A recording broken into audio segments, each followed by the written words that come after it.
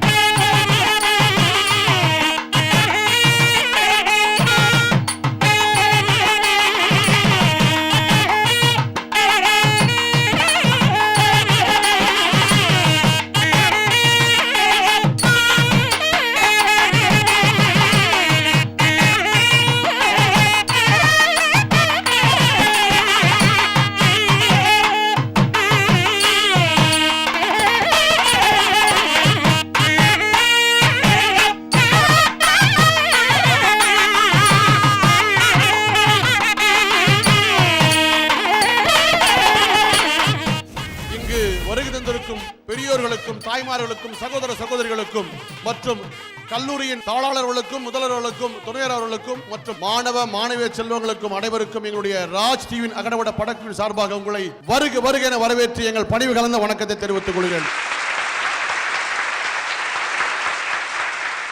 நல்ல தலைப்பு. மாற்றம் ஒன்றே மாறாதது, ஆனால் எதில் மாற்றம் வேண்டும்? படிக்கும் படிப்பிலா, உழைக்கும் சுய உழைப்பிலா, காக்க வேண்டிய சட்டத்திலா, தற்போதைய பழக்க வழக்கத்திலா? இதுதான் இந்த மண்ணுக்கு நாங்க கொடுத்த தலைப்பு. ஒரு 10 வருஷம் படிச்சு முடிச்சு அப்புறமா ஒரு 2 வருஷம் +1 +2 படிச்சு 3 வருஷம் பிஎஸ்சி கம்ப்யூட்டர் சயின்ஸ் 2 வருஷம் எம்சிஏ ஆக மொத்தம் 5 வருஷம் நான் படிச்ச படிப்பு எனக்கு கொடுக்காத வேலைய ஒரு 5 மாச கோர்ஸ் கொடுக்குதுன்னா இங்க மாற வேண்டியது நானா இல்ல நான் படிச்சிட்டு இருக்க சிலபஸா? இன்னைக்கு லஞ்சமோ ஊழல இங்க தலைவிரிச்சு ஆடிட்டு இருக்கு. லஞ்சம் கொடுக்கறவனையும் லஞ்சம் வாங்குறவனையும் இந்தியன்ற குடிமுரிமை பறிச்சு நாட்டை விட்டு நாடு கடத்தி பாருங்க. எவனும் லஞ்சமும் கொடுக்க மாட்டான், லஞ்சமும் வாங்க மாட்டான். அந்த காலத்துல பெண்கள் எல்லாம் புடவை அணியிருந்தோம், ஆண்கள் எல்லாம் வேட்டி சட்டை அணியிருந்தோம். அவ்வளவு பார்க்கவே கண்ணுக்கு குளிர்ச்சியா இருக்கும். ஏன் எடுத்துக்காட்டு என்ன மாதிரி அடக்க ஒடக்கமா புடவையே கட்டின்னு இருப்பாங்கன்னு வச்சுக்கங்களேன். பிச்சை புகினும் கற்கை நன்றேன்னு பெரியவங்க சொல்லிட்டு போயிட்டீங்க.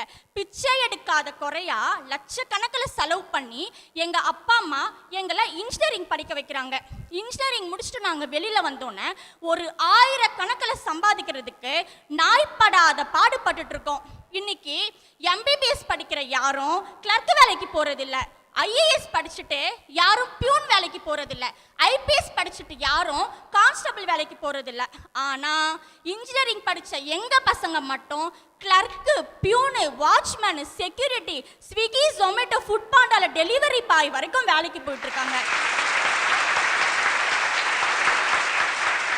இன்ஜினியரிங் படித்த பையன் சொல்லலாமே தவிர இன்ஜினியரிங் முடித்த பையன்லாம் இன்ஜினியராக தான் வேலை பார்க்குறான். அதுதான் இல்ல. ஒவ்வொரு 4 வருஷம் படிப்புக்கு பின்னாடியும் ஒரு இன்ஜினியர் வெளியில வரதா நீங்க நினைச்சிட்டு இருக்கீங்க. ஆனா ஒவ்வொரு 4 வருஷம் படிப்புக்கு பின்னாடியும் ஒரு பட்டதாரி தான் வெளியில வந்துட்டு இருக்காங்க. இன்னைக்கு a+b² வேணா நாங்க யாரும் சொல்லல. a+b² நான் ரியல் டைம்ல எப்படி அப்ளை பண்றதுன்னு எங்களுக்கு சொல்லி கொடுங்க. இன்னைக்கு காஸ் லாவா இருக்கட்டும், பித்தாகரஸ் லாவா இருக்கட்டும், நேப்பியர் லாவா இருக்கட்டும், எதுவுமே வேணாம் நாங்க சொல்ல வரல. அந்த லா எல்லாத்தையும் வச்சு நான் ரியல் டைம்ல எப்படி ஒர்க் அவுட் பண்றதுன்னு எங்களுக்கு சொல்லி கொடுங்க. இப்படிப்பட்ட கல்வி முறையில மாற்றம் வரணும் தான் நான் சொல்றேன். இன்னைக்கு சிலபஸ்ன்னு ஏதோ ஒன்னத்தை கொடுக்குறீங்க. அந்த சிலபஸ்ல இருக்கிறது எல்லாமே அவுடேட்டடா இருக்கு. அதை எல்லாத்தையும் நான் அப்டேட்னு நினைச்சு படிச்சு ஒரு பேப்பர்ல வாமிட் எடுத்து அந்த வாமிட் மூலமா கிடைக்கக்கூடிய மதிப்பெண்ணு தான் என் வாழ்க்கையவே மாத்த போதுன்னு நினைக்கிறத விட பெரிய முட்டாள்தனம் வேற எதுவும் இல்லை. இன்னைக்கு ஒரு பள்ளி படிப்பை முடிக்காதவன் வேலை தேட 1 வாரம் ஆகுது. ஒரு கல்லூரி படிப்பை பாதியிலேயே விட்டவன் வேலை தேடுறதுக்கு 1 மாசம் தேவைப்படுது. ஆனா இன்ஜினியரிங் முடிச்சவன், டிகிரி முடிச்சவனும் வேலை தேடுறதுக்கு 1 யுகமே தேவைப்படுது சார். இன்னைக்கு படிப்புக்கு ஏத்த வேலை எதுவும் கிடைக்கிறது இல்ல. அப்படியே ஏதாவது கம்பெனிஸ் நாங்க பிளேஸ்மெண்ட் கொடுக்குறோம், ஆன் கேம்பஸ் ஆஃப் கேம்பஸ் இன்னைக்கு என்னென்னவோ சொல்றீங்க. ஆனா அது எல்லாத்துலயும் போனா ஃபர்ஸ்ட் ரவுண்ட்லயே நாங்க ரிஜெக்ட் ஆயிட்டு வெளியில வரோம். 85% 95% எடுத்தாலுமே கூட ஃபர்ஸ்ட் ரவுண்ட்லயே வெளில வரோம். இதுக்கு காரணம் என்ன? எல்லாமே மனப்பாட கல்வி முறை தான். குழந்தைகள் மதியமா இலவசமா சாப்பிடக்கூடிய சத்துணவு திட்டத்துக்கு ஆதார கட்டாயமாக்க தெரிஞ்ச உங்க அரசுக்கு ஒவ்வொரு இந்திய குடிமகனுமே கட்டாயமா தெரிந்து வைத்துக் கொள்ளக்கூடிய இந்திய அரசியலமைப்பு சட்டத்தோட சில அடிப்படை விதிகளை சிலபஸா வைக்கணும்னு ஏன் தெரியல? நாங்க சட்டம் படிக்க கூடாதா? எங்களுக்கு புரியாதா? புரியும் சார். நானா புரிஞ்சு எங்க இருந்து கேள்வி கேட்டுறோமோ அப்படிங்கிற பயத்துல சிலர் அந்த சிலபஸை வைக்கிறது இல்ல. இப்படிப்பட்ட கல்வி முறையில தான் மாற்றம் வரணும்னு நான் சொல்றேன். ஒவ்வொரு வருஷமே இன்ஜினியரிங் முடிச்சுட்டு பல்லாயிரக்கணக்கான டிகிரி ஹோல்டர்ஸ், அதாவது பட்டதாரிகள் வெளியில வந்துட்டு இருக்காங்க. அப்படி வெளியில வந்தவல்ல நானும் ஒருத்தி தான். நான் எம்சிஏ முடிச்சிருக்கேன். எம்சிஏ முடிச்சுட்டு வெளியில வரப்ப அடடா நம்ம ஐடி கம்பெனி போயிடுவோம், ஜாப் கிடைச்சிரும் அப்படி நான் வெளியில வந்தேன். ஃபர்ஸ்ட் இன்டர்வியூல என்ன கேட்குறான், எக்ஸ்பீரியன்ஸ் இருக்கான்னு. டே நீ வேலை கொடுத்தா தானடா எனக்கு எக்ஸ்பீரியன்ஸே கிடைக்கும் அப்படி நான் மனசுக்குள்ளேயே நினைச்சிட்டு அடுத்த இன்டர்வியூக்கு போவேன். வேலை இல்லைன்னு சொல்லிட்டா கூட பரவாயில்ல சார், ஒரு வார்த்தை சொல்லுவாங்க பாரு, we will get back to you அப்படின்வாங்க. அதை கேட்குறப்ப அப்படியே ஹார்ட்டே பர்ஸ்ட் ஆகிடும். அடுத்ததா சரி ஓகே அடுத்த இன்டர்வியூ போலான்னு போனா, நல்லா பேசுறமா, ரொம்ப நல்ல பர்சன்டேஜ் எடுத்திருக்க, வேலையெல்லாம் போட்டு கொடுக்குறேன், சும்மா ஒரு 5 மாசம் கோர்ஸ் மட்டும் போயிட்டு வா அப்படின்னு சொன்னாங்க. கோர்ஸ் முடிச்சுட்டு வா, உன்னை ப்ராஜெக்ட்ல அசைன் பண்ணிக்கிறோம். இல்லை நான் தெரியாம கேட்குறேன், ஒரு 10 வருஷம் படிச்சு முடிச்சு அப்புறமா ஒரு 2 வருஷம் +1 +2 படிச்சு 3 வருஷம் பிஎஸ்சி கம்ப்யூட்டர் சயின்ஸ், 2 வருஷம் எம்சிஏ, ஆக மொத்தம் 5 வருஷம் நான் படிச்ச படிப்பு எனக்கு கொடுக்காத வேலைய ஒரு 5 மாச கோர்ஸ் கொடுக்குதுன்னா இங்க மாற வேண்டியது நானா இல்ல நான் படிச்சுட்டு இருக்க சிலபஸா? அதனாலதான் சொல்றேன், எங்களுடைய கல்வி முறையில மாற்றத்தை கொண்டு வாங்கன்னு. நாங்க படிக்கக்கூடிய படிப்புல மாற்றம் வந்தா நிச்சயமா எங்க நாடு வளம் பெறும்னு சொல்லிட்டு வாய்ப்பளித்த அனைத்து உள்ளங்களுக்கும் நன்றி பாராட்டி விடைபெறுகிறேன். Very good, very good, very good. எதில் மாற்றம் வேண்டும்? யோசிக்கவே வேணான்ற சட்டத்துல தாங்க மாற்றம் வேணும். நான் பணக்கார நாடா மாறணும், அதுக்காக சட்டத்தை மாத்துங்கன்னு சொல்லல. ஏழைகள் இல்ல நாடா இருக்கணும் சார், அதுக்காக தான் நான் சட்டத்தை மாத்துங்க அப்படின்னு நான் சொல்றேன். வீட்டிற்கு ஒரு நீச்சல் குளம் வேணும், அதுக்காக நீங்க சட்டத்தை கொண்டு வாங்க அப்படின்னு நான் சொல்லல. கூவம் இல்ல நாடாவும் கூவம் இல்ல ஊராவும் இருக்கணும் சார், அதுக்காக தான் நான் சட்டத்தை மாத்துங்க அப்படின்னு நான் சொல்றேன். விளக்கினால் அலங்கரித்த அரண்மனை வேணும், அதுக்காக நீங்க சட்டத்தை மாத்துங்க அப்படின்னு நான் சொல்லல. குடிசை இல்ல நாடாவும் குடிசை இல்ல ஊராவும் இருக்கணுங்க, அதுக்காக தான் சட்டத்தை மாத்துங்க அப்படின்னு நான் சொல்றேன். இன்னைக்கு உயிரை எடுக்கிற டாஸ்மாக காப்பாத்த சட்டம் இருக்க இந்த நாட்டுல, உயிரை காப்பாற்றுற விவசாயத்தையும் விவசாயம் காப்பாற்ற ஏன் சார் சட்டம் இல்லை? அதுக்காக ஒரு சட்டத்தை கொண்டு வாங்க அப்படின்னு தான் நான் சொல்றேன். 5000 கோடி கடன் வாங்கினவன் பாதுகாப்பாகவும் சந்தோஷமாகவும் இருக்க முடிஞ்ச இந்த நாட்டில் 5000 ரூபாய் கடன் வாங்கின விவசாயி பாதுகாப்பா இல்லாம தற்கொலை பண்ணிக்கிறானே, அதை மாத்த சட்டத்தை கொண்டு வாங்க அப்படின்னு தான் சார் நான் சொல்றேன். இன்னைக்கு ரோட்ல ஒரு பெண் குழந்தை சந்தோஷமா விளையாடணும், அதுக்காக நீங்க சட்டத்தை மாத்துங்க அப்படின்னு நான் சொல்ல.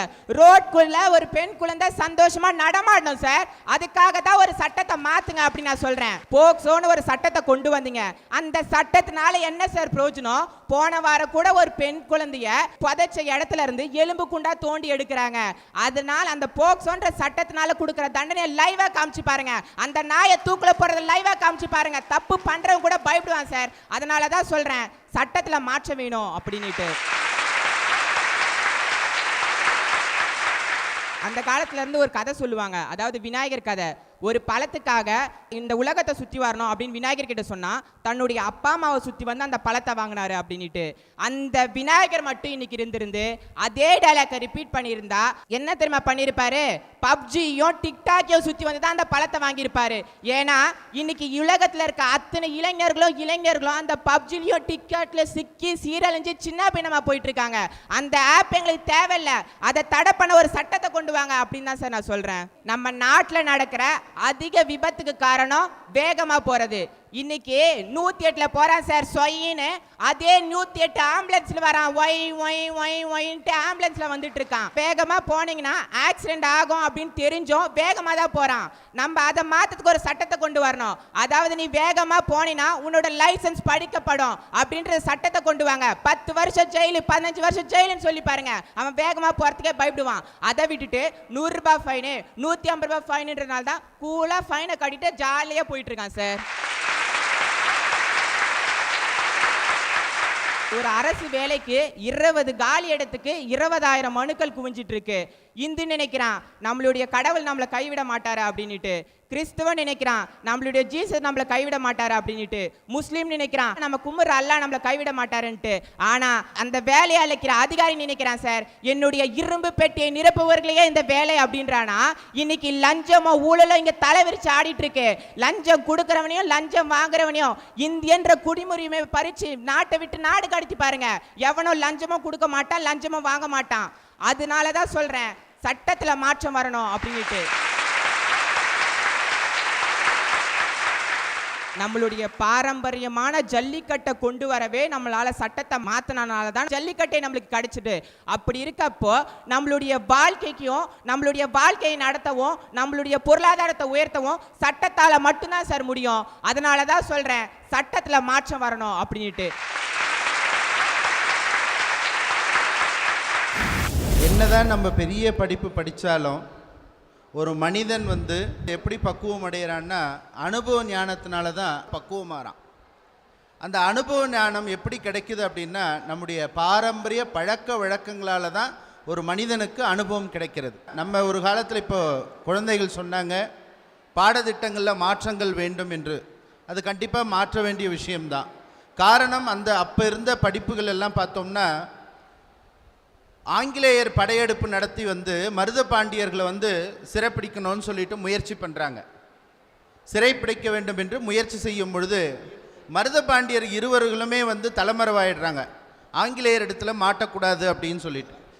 அப்போ அவனை பிடிக்கிறதுக்கு என்ன பண்ணணும்னு முயற்சி செய்யும் பொழுது ஒருத்தன் சொல்கிறான், நீ இந்த காளையார் கோயிலுடைய கோபுரத்தை தரமட்டமாக ஆக்குறேன்னு சொன்னீங்கன்னா அவங்க எங்கே இருந்தாலும் வந்துடுவாங்க அப்படின்ற ஒரு சூழ்ச்சியை சொன்ன உடனே ஆங்கிலேயர்கள் அறிவிக்கிறார்கள், காளையார் கோபுரத்தை நாங்கள் தகர்க்கப் போகிறோம் வெடிகுண்டு வைத்துன்னு சொன்ன உடனே மருதபாண்டியர் இருவரும் தன்னுடைய தாய் நாட்டை காப்பதற்காக தான் ஆசையாக கட்டிய வணங்கிய ஆலயத்தை காப்பதற்காக அவங்க 2 பேரும் வெளியில் ஆங்கிலேயர் இடத்துல மாட்டிக்கிறாங்க.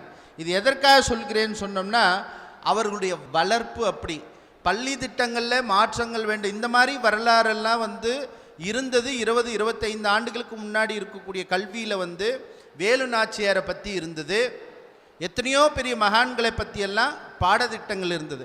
இதை நாம் பள்ளிக்கூடத்தில் படித்தது மட்டும் இல்லாமல் வீட்டுக்கு வரும் பொழுது கூட்டு குடும்பம்னு ஒன்று இருந்தது. நம்ம வீட்டில் அப்பா அம்மா பாட்டி பெரியப்பா தாத்தா பெரியம்மா சித்தப்பா சித்தி அப்படியே அந்த குடும்பங்களில் உறவு முறைகள் பெரிய அளவில் இருந்ததுனால ஒரு கூட்டு குடும்பத்தில் இருக்கும் பொழுது நம்முடைய பாரம்பரியத்தையும் நம்முடைய கலாச்சாரத்தையும் நம் பண்பாட்டையும் அப்படியே செவி வழியாக நமக்கு சொல்லிட்டு இருந்ததுனால தான் நமக்கு அந்த பக்குவ ஞானம் வருகிறது. இன்னைக்கு பாடத்திட்டத்தில் நீங்கள் இன்னைக்கு அட்வான்ஸ் டெக்னாலஜிஸில் இன்னைக்கு இருக்கிற ஸ்டூடெண்ட்ஸ் எல்லாம் இப்போ இங்கே என்ன நடந்துட்டு இருக்குதுன்னு அமெரிக்காவில் இருக்கக்கூடிய பார்க்குற அளவுக்கு ஒரு ஞானம் ஒரு அறிவியல் முன்னேற்றம் கிடைச்சிருக்குது. இந்த ஞானம் இந்த முன்னேற்றம்லாம் இல்லாமல் நம்முடைய முன்னோர்கள் அறிவியல் ரீதியாக மெய்ஞான ரீதியாக எத்தனையோ விஷயங்களை இந்த உலகத்திற்கு கொடுத்த நாடு இந்த பாரத திருநாடு. அந்த ஞானம் எப்படி வந்தது அவர்களுக்கு? இன்னைக்கு கூகுள் எடுத்துக்கோங்க. கூகுளில் யார் சிஓவா இருக்காங்க? சுந்தர் பிச்சை. அவர் படித்த படிப்பு என்ன? சாதாரண அரசினர் பள்ளியில் படித்து தானே இன்னைக்கு அந்த உயர்ந்த நிலைக்கு வந்திருக்காரு. உங்களை மாதிரி பாடத்திட்டங்கள் மாற்றம் வேணும்னு அவர் நினைக்கலையே. அவர்களுடைய காலத்தில் இருந்த படிப்பு எப்படி? ஆனால் அதற்கு காரணம் அவர்களுடைய குடும்ப அந்த பழக்க வழக்கங்கள். நாம் இன்னைக்கு காலேஜுக்கு வரோம், கல்லூரிக்கு வரோம், படிக்கிறோமோ இல்லையோ ஒரு நோட் புக் எடுத்துகிட்டு 3 வருஷம் அந்த நோட் புக் அட்டை கூட கலர் மாறாமல் வச்சுட்டே போயிடுறோம் வெளியில். இன்றைக்கி கல்லூரி காலங்கள் அப்படி தான் இருக்குது. வீட்டுக்கு போனோம்னா அம்மா வந்து தொலைக்காட்சி டிவி சீரியலில் போய் உக்காந்து அதில் முழுகிடுறாங்க. அப்பா இலவசமாக கொடுத்த ஒரு டிவியில் போய் உக்காந்துறார். நீங்கள் என்ன பண்ணிட்டு இருக்கீங்கன்னா ஃபேஸ்புக்கில் இருக்கான், பொண்ணு ட்விட்டரில் இருக்குது. இன்றைக்கி இந்த கலாச்சார சீரழிவு நமக்குள்ள குடும்பத்துக்குள்ளே உட்கார்ந்து நம்ம பேசுறது கிடையாது. இன்றைக்கி என்ன உங்களுக்கு கல்லூரியில் நடத்துனாங்க, என்ன பண்ணாங்க அப்படிங்கிறது நம்ம உறவு முறைகளை பற்றியும் பழக்க வழக்கங்கள் நம்ம சொல்லாதனால தான் நமக்குள்ள ஒரு பிரிவினை வந்து நம்முடைய எப்படிப்பட்ட குடும்பத்தில் வந்திருக்கோம், நம்முடைய பழக்க வழக்கங்கள் என்ன அப்படிங்கிறதெல்லாம் நம்ம மறந்துட்டு இன்றைக்கி நம்ம எல்லாம் செதறி போயிருக்கிறோம். இதற்கு படிப்பு மாற்றினா போகிறோம், சட்டத்திட்டங்கள் வந்தால் போகிறோம்னு நினைக்கிறத விட்டுட்டு பழக்க வழக்கங்கள் நம்முடைய வழக்கமாக செய்யக்கூடிய அன்றாட பழக்க வழக்கங்கள் பண்ணாலே பெரிய மாற்றத்தை கொண்டு வரலாம் என்பது தான் என்னுடைய கருத்து.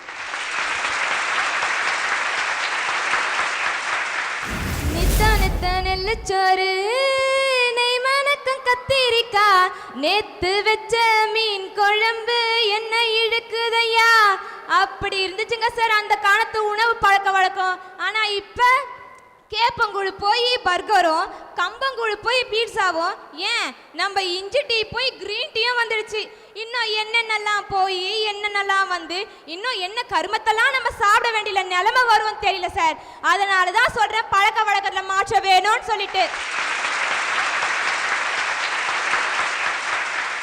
சார் அந்த காலத்து ஒரு உணவுலையும் ஒரு சத்து இருந்துச்சு.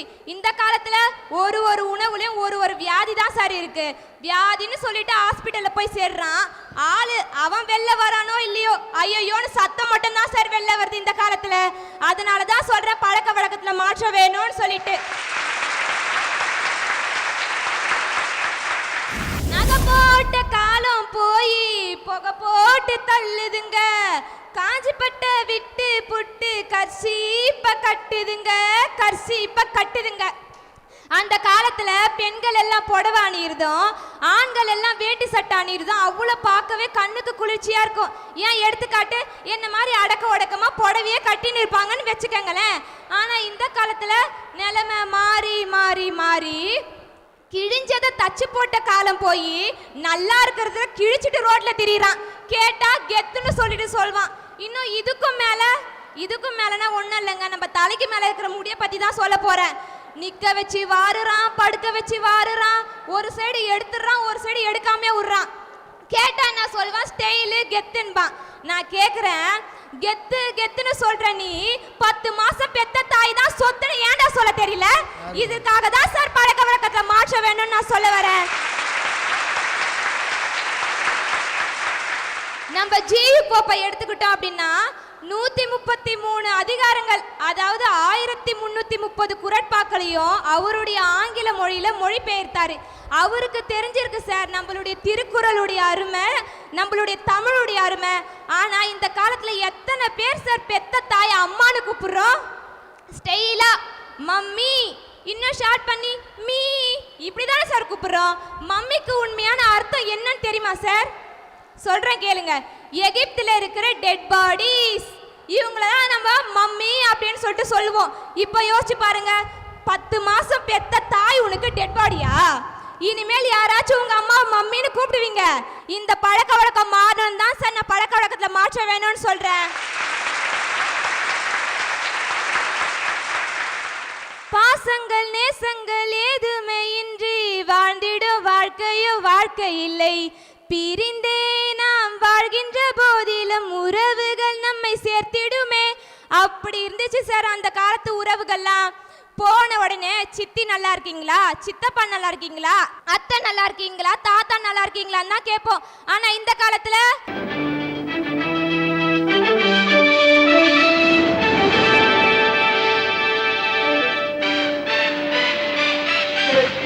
வெற்றி அகட விகடம் வெற்றி வெற்றி அகட விகடம் என்றும் சந்தோஷம்